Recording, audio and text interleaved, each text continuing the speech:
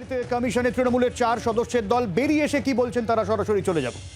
Memorandum দিয়েছিলাম আর আজকে যে বিষয়ে কথা বললাম, শুক্রবার থেকে 48 ঘন্টা বাদে গতকাল রবিবার আপনারা দেখেছেন রামলীলা ময়দানে একই কথা 27টা পার্টি এই একই বিষয়ের ওপর স্ট্রেস দিয়েছে যে মাত্র আর 60 দিন বাকি আছে, 2 মাস বাকি।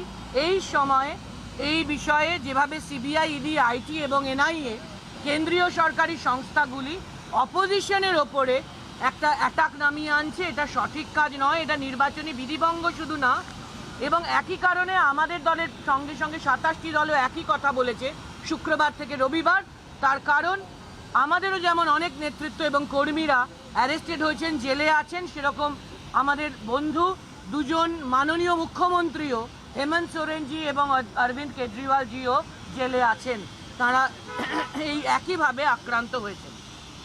আমরা এই বিষয়ে আমাদের বক্তব্য মেমোরান্ডামের মাধ্যমে আমরা ওখানে আমাদের রাজ্যসভার দলনেতা, আমাদের নেতা ডেরেক ওব্রায়েন ইলেকশন কমিশনকে জানিয়েছেন এবং তার সঙ্গে সঙ্গে আমরা একটা অ্যাপিল রেখেছি যে আমরা চাই সমান স্তরে খেলা হোক, সমান স্তরে খেলা চাই।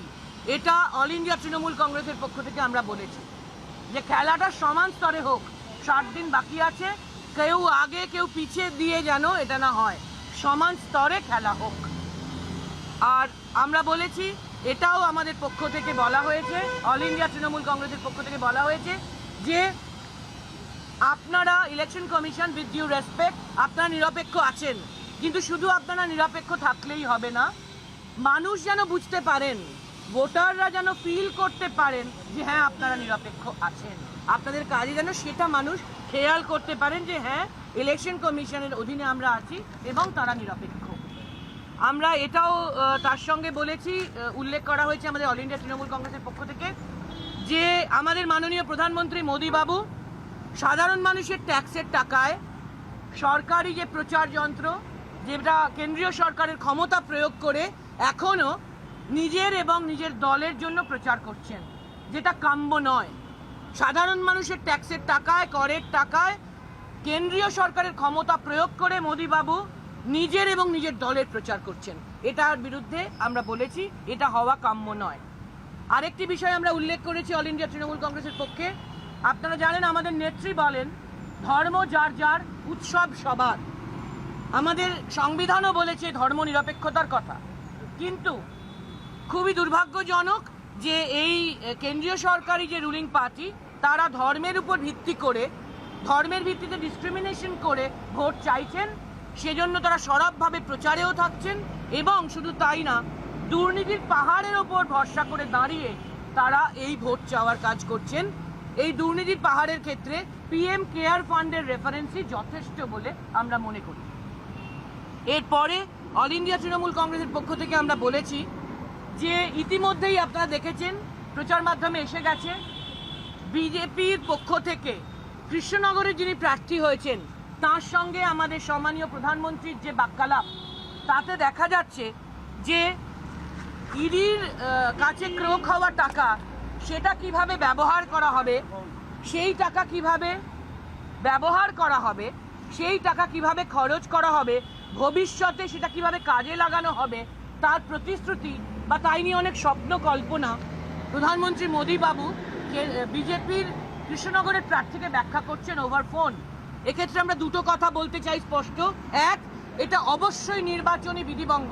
আমরা জানি মডেল কোড অফ কন্ডাক্টে কখনো টাকা দিয়ে আমরা এই করব ভবিষ্যতে এ কথা বলা যায় না, এই কথা কখনো পাবলিকলি কেউ বলতে পারেন না। মডেল কোড অফ কন্ডাক্ট অনুযায়ী নির্বাচনী বিধিভঙ্গ। দ্বিতীয়, আমরা আরেকটা কথা বলতে চাই, তিনি 15 লক্ষ টাকা দেওয়ার কথা বলেছিলেন কালাধন ওয়াপস করে নিয়ে, সবার অ্যাকাউন্টে নাকি 15 লক্ষ টাকা যাবে, সেটাকে তাঁরই দলের লোক বলেছিলেন তার নেক্সট জুমলা। আমরা বলতে চাই কৃষ্ণনগর বিজেপি প্রার্থীকে মোদীবাবু যা বলেছেন সেটা দ্বিতীয় জুমলা। কারণ এই টাকা ইডির হাতে যেটা জমা পড়েছে, আদৌ সেই কেসগুলি কবে মিটবে, এগুলো সব সাবজুডিস, কেসগুলো কবে মিটবে ঠিক নেই। কেস হলে মিটলেও 20 বছর বাদে মিটলেও ততদিন মোদীবাবু কোথায় থাকবেন, এবং মিটলেও সেই টাকা, সেই কেসে যে ইডি জিতবে তার কোনো মানে নেই। যার বিরুদ্ধে কেস তিনি জিততে পারেন, ফলে টাকা ফেরত চলে যাবে। ফলে এটা পুরোটা জুমলা, অকারণ সাধারণ মানুষকে তিনি বিভ্রান্ত করছেন, যেটাও নির্বাচনী বিধিভঙ্গ এবং জুমলা তো অবশ্যই সমর্থনযোগ্য না, কারণ একজন প্রধানমন্ত্রী মিথ্যা কথা বলবেন এটা আমরা এক্সপেক্ট করি না। আর আমরা এরপরে সম্ভবত আমাদের শেষ পয়েন্ট আমরা যেটা বলেছি সেটা হচ্ছে যে খুবই দুর্ভাগ্যজনক যে মমতা বন্দ্যোপাধ্যায় আমাদের সম্মানীয় নেত্রী, 27 বছরের 7 বার এমপি জেতা, 5 বারের কেন্দ্রের মন্ত্রী, 3 বার রাজ্যের মুখ্যমন্ত্রী জেতা মানুষের ভোটে, একজন অসামান্য জননেত্রী, প্রচুর সিনিয়র একজন পলিটিক্যাল লিডার সম্পর্কে দিলীপ ঘোষ বিজেপির যে মন্তব্য করেছেন, আমরা এটা অ্যাকনলেজ করেছি যে নির্বাচন কমিশন সেক্ষেত্রে তাকে সেন্সর করেছেন বা শোকজ করেছেন, কিন্তু আমাদের মনে হয়েছে, আমরা দুঃখিত, যত কদর্য কথা দিলীপ ঘোষ বলেছেন আমাদের নেত্রী সম্পর্কে, এই যতটুকু নির্বাচন কমিশন ব্যবস্থা নিয়েছেন সেটা যেন একটু কম থেকেছে। উইথ ডিউ রেসপেক্ট, নির্বাচন কমিশনকে আমরা শ্রদ্ধা জানিয়েও বলেছি, ওনাদের নির্দেশকে, ওনাদের যেটা ওরা সিদ্ধান্ত নিয়েছেন তাকে আমরা অ্যাপ্রিসিয়েট করে শ্রদ্ধা জানিয়েও বলেছি।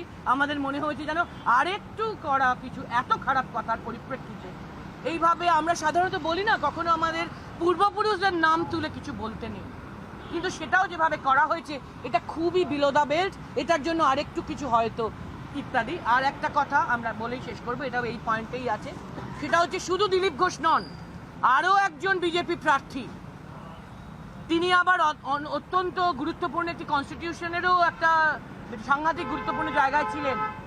তিনি, আমার বলতে খারাপ লাগছে, আমার মুখ সরছে না, এবং একই কথা ডেরেক ওব্রায়ান সহ সকলের আমাদের ওপরেও হচ্ছিল, আমাদের মুখ দিয়ে এটা উচ্চারণ হতে চায় না। কতটা অডাসিটি যে তিনি বলেছেন আমাদের নেত্রী মমতা ব্যানার্জি মরে যান। আমি আবার বলছি, আমার বলতে গায়ে কাঁটা দিচ্ছে, আমাদের বলতে অত্যন্ত খারাপ লাগছে। সেই বিষয় নির্বাচন কমিশন চুপ করে আছে কেন? এত বড় একটা জিনিস, একজনের মৃত্যু কামনা করা হচ্ছে, সেই বিষয়ে নির্বাচন কমিশনের ভূমিকা আমরা প্রার্থনা করেছি, আমরা এটা উল্লেখ করেছি। আর আমি আপনাদের ধন্যবাদ জানিয়ে অল ইন্ডিয়া তৃণমূল কংগ্রেসের পক্ষ থেকে বলতে চাই যে এরপরে ইংরাজিতে আমাদের অল ইন্ডিয়া তৃণমূল কংগ্রেসের পক্ষ থেকে বলবেন সম্মানীয় সাকেত গোখলে, আমাদের রাজ্যসভার MP. Hi, good afternoon. So, as you all know, we had been here on Friday and we had submitted a memorandum to the Election Commission. And the Election Commission is very gracious. বাংলার আওয়াজ, বাঙালির আবেগ, জি 24 ঘন্টা।